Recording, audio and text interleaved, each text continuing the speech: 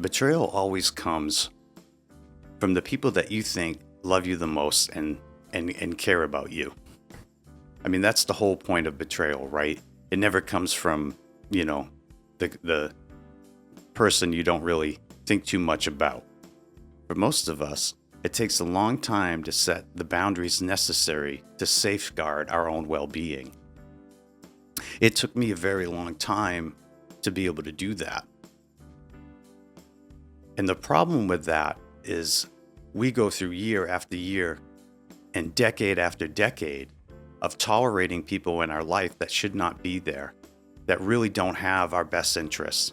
These so-called friends, these fair weather friends, acquaintances, and so-called loved ones and family members who constantly are taking shots at you or plotting things behind your back, who are always, they're snakes in the grass. That's what they are. They're always looking for an opportunity to gain something from you, but never give in return. And they're always looking for an opportunity to take advantage of your kindness, or, because your kindness a lot of times is going to be perceived as weakness by these people. It's difficult, right? It's difficult to kick these people to the curb because you want to believe that, people were good, and you want to believe that this time it'll be different, that these people really care about you. And, we're always holding on to this hope that these people will add to our lives. These people will be the lifelong friends. These people are family, so they're always going to be looking out for me. And most of the time, that's not true. I'm coming up on my 50s. In my circle, I've dwindled down to a very small few. I have my kids, I have my fiance, I have my mother-in-law, and I have one or two very close friends. But when I was younger, in my teens and my 20s and my 30s, and I had this big circle, and I, for some reason, always thought that these people were friends, and they're not. They're just acquaintances. And that's what I tell everybody, that most of these people that you meet in your life, you shouldn't be considering true friends. You should consider them as acquaintances.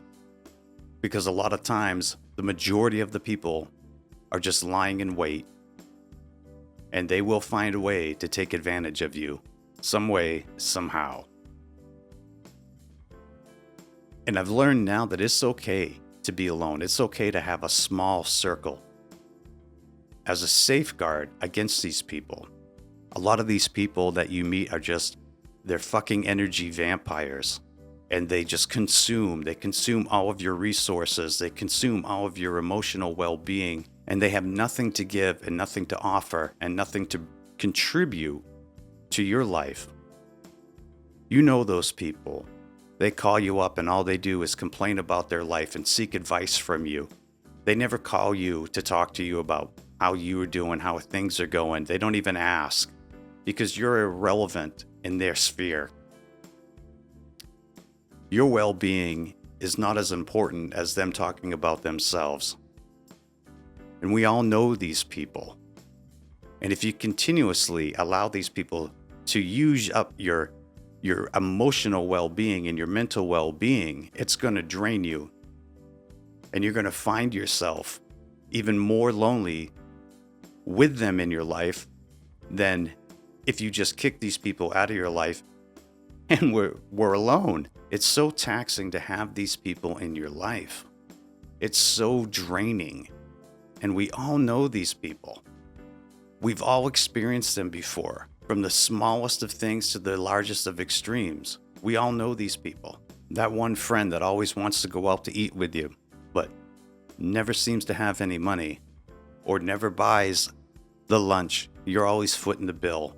That one family member who's always calling you about all of their issues and all of their problems, but never is worried about your well-being in the everyday. I have family members that I could go years without speaking to, and they would never even notice. And then on the extreme side, you may have people in your life who are actively trying to sink your life, who are behind the scenes working against you and trying to destroy everything that you may have. They may be trying to driving a wedge into your relationships, or driving a wedge between you and your other friendships, or you and your other family members. I've seen this play out so many times where people are actively involved in other people's relationships so that they can move in because they want what you have. They will drive wedges on purpose so that they can glean from you and from your life something that they think that they want, that they deserve, that they should have. These people are the worst. These backstabbing bastards who come into your life and, to seek and destroy everything that they come into contact with.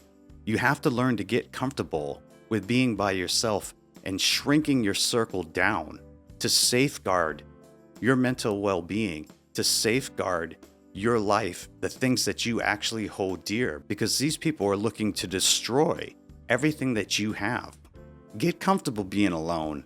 Get comfortable being with yourself. Make friends with yourself. Be your own true friend. Find a couple people in your life that you really can count on. And that's it. You don't need 20, 30 friends. You don't need all of these people actively in your life with all of their different opinions and all of their different goals, and a lot of them looking to weave their way in and cause problems. The bigger your circle is, the bigger your problems are. And the more that you have to try to safeguard yourself. Why put yourself through the aggravation of having to try to figure out which one's really on your side and which one's not? And if you have a really large circle, that's hard to do. It can become consuming. And you don't need that. But if you bring that circle small, decrease it to a manageable size, you'll be able to easily figure out those people who truly care about you, those people who are truly rooting for you, who support your hopes, your dreams, your visions, your goals in your life. It's hard to do when you have a large number of people, but if that circle's small, it makes it so much easier. And then the other benefit of having that smaller circle and being able to recognize those who truly care about you is that if somebody else does try to make a way into your circle, you'll be able to quickly recognize whether these people are garbage or they belong in that circle. So I want to encourage you to be alone. Discover who you are. Figure out the things that you love. Figure out the things that you enjoy. Don't allow a bunch of snakes in the grass to come and destroy your life. Like I said, we all learn this lesson very early on in life. Even when we're kids, we've all come across people that we thought were friends who screwed us over, family members that have screwed us over, co-workers that have screwed us over. And most of the time, we continue this process over and over and over again. And usually, we don't change until we have something devastating happen in our life and we just say, fuck it, no more. We're not putting up with this shit. That's what happened to me. It took a long time to actually get the backbone to set the boundaries, and with the help of my fiance, she really encouraged me and strengthened me to be able to set these boundaries and not allow these people to take advantage anymore. And so I want to encourage you, especially if you're younger, to figure this out early. Save yourself the fucking misery of having to deal with these energy vampires for your entire life. You'll be much happier and your life will be more fulfilled when you surround yourself with people who are like-minded, who actually care about you, who are rooting for you and you are rooting for them. That's what it takes. But you have to have the boundaries to do it. Don't trust everybody who comes in your life. Don't put up with all their nonsense. Kick these fuckers to the curb as quickly as possible. Shrink that circle down. You're going to be much happier that way. To a lot of people, being alone is a scary thing. And they think that they're missing out on something in life if they're not surrounded by large groups and have always got somebody to call and always got somebody to talk to. But that's just not the case. When your circle is smaller, you're able to laser focus on the things that are important to you. You will find you have more time to pursue your hobbies, your dreams, your ambitions that you want to succeed. And if you have, just a couple people in your life that support you in all of your endeavors, well, that's a lot. Then you have a lot of wind, in your sail, helping push you along. Whereas when your circle's big and most of these people are really not your friends, well, they're actively working against you. Oh, that's a stupid idea. Why would you want to do that? Or that's dumb. That will never work. All of the things that they say. And so what they are is they are the wind right to your face, blowing you backwards, keeping you stagnant. You're never learning. You're never growing. You're not able to push yourself forward because you listen to this fucked up advice from these fucked up people who really don't give two shits about you. I encourage you to take a few moments. Go through the list of people that you know.